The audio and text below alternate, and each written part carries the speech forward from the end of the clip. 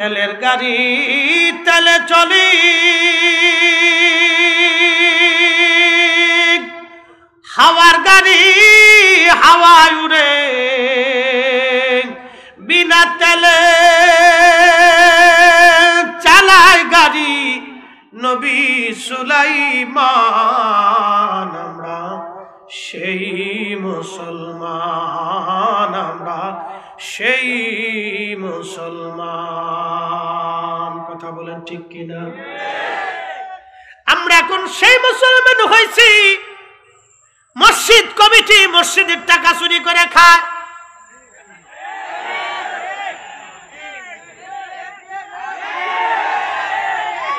আমরা সেই মুসলমান হয়েছি।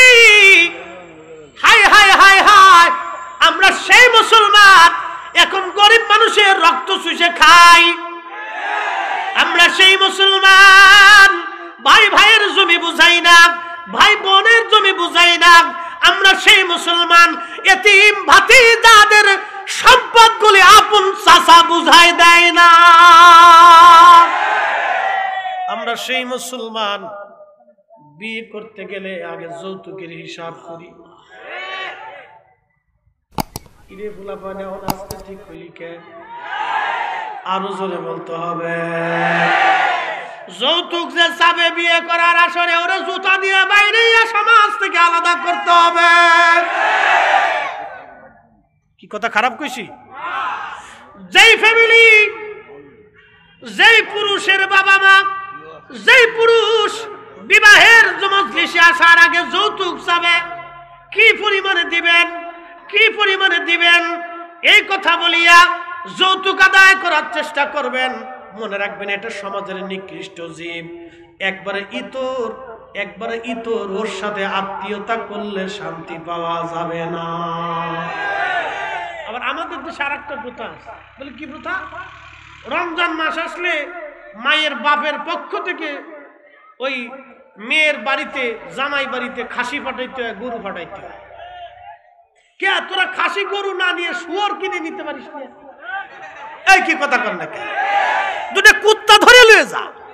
শয়তান কোথাকার, তোর এই খাসি গরুর তরিকা কে বাতলাইছে? এই সমস্ত কুসংস্কার, অসংস্কার হাবি জাবি দিয়ে আজকে আমরা সমাজ নষ্ট হয়ে গেছে।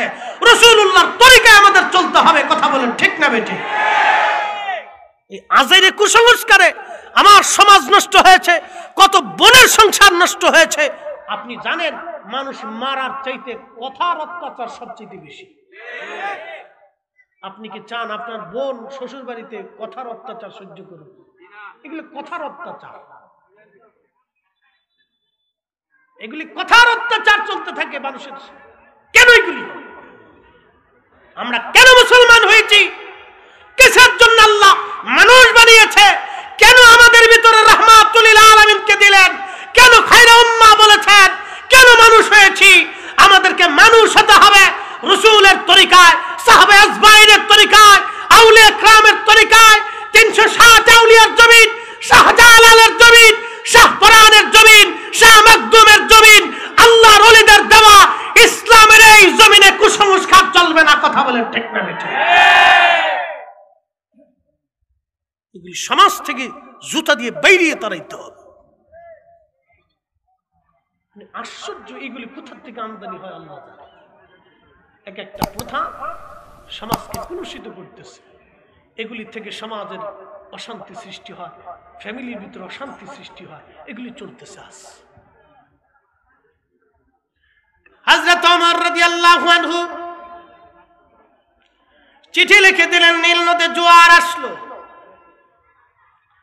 কুমারী হত্যা বন্ধ হয়ে গেল। সাহাবে আজমাইন জিজ্ঞেস করলেন, ইয়া আমিরাল মুমিনিন, একটা বিষয় আমি বুঝলাম না, আমরা বুঝলাম না, বলেন কি বুঝেন নাই? কথা ছিল নীল নদের পানির জোয়ার আসবে, তারা কুমারী হত্যা বন্ধ করে দিবে বলে। হ্যাঁ, আপনি চিঠির মধ্যে কি লিখলেন যে নীল নদের মধ্যে জোয়ার আসলো? আমিরুল মুমিনিন বললেন, ও নবী সাহাবীরা, আমি চিঠির মধ্যে লিখলাম, হে নীল নদ, তুমি যদি আল্লাহর হুকুমে প্রবাহিত হও, তাহলে আমি ওমর খলিফাতুল মুসলিমিন বলতেছি, তুমি আল্লাহর হুকুমে আবার প্রবাহিত হও। আর তুমি যদি আল্লাহর হুকুমে প্রবাহিত না হও, নিজের ইচ্ছায় প্রবাহিত হও, তাহলে তোমাকে প্রবাহিত হওয়া লাগবে না। আল্লাহু আকবার। সমগ্র সৃষ্টি আইন মানে কার? সূর্য প্রত্যেক দিন পূর্বাকাশ থেকে উদিত হয়ে পশ্চিমে ডুবে, বলেন আইন কার? এক মিনিটও কি আমরা ইচ্ছা করলে, চেষ্টা করলে সূর্য 1 মিনিট পরে 1 মিনিট আগে অস্ত নেওয়ার, উদয় করার কোন সুযোগ আছে? এই যে শীত এখন আমাদের বাংলাদেশে চলতেছে, ইরানে গরম চলতেছে। বাংলাদেশে শীত, ইরানে গরম। এই বাংলাদেশের শীত আনলেন, ইরানে গরম দিলেন। আমরা ইচ্ছা করলে এখন বাংলাদেশে গরম আনতে পারবো না, হাজার চেষ্টা করলেও না। বাংলাদেশের সমস্ত মানুষ একসাথে আগুন জ্বালাইলেও এই বাংলাদেশে গরম আনা যাবে না। সারা বাংলাদেশে আগুন লেগে গেলেও বাংলাদেশে গরম হবে না। যিনি শীত পাঠাইলেন, চিৎকার মেরে বলেন সে মালিককে। উনি শীত কার আইনে চলে? আল্লাহ। الشمس والقمر بحسبان والنجم والشجر يسجدان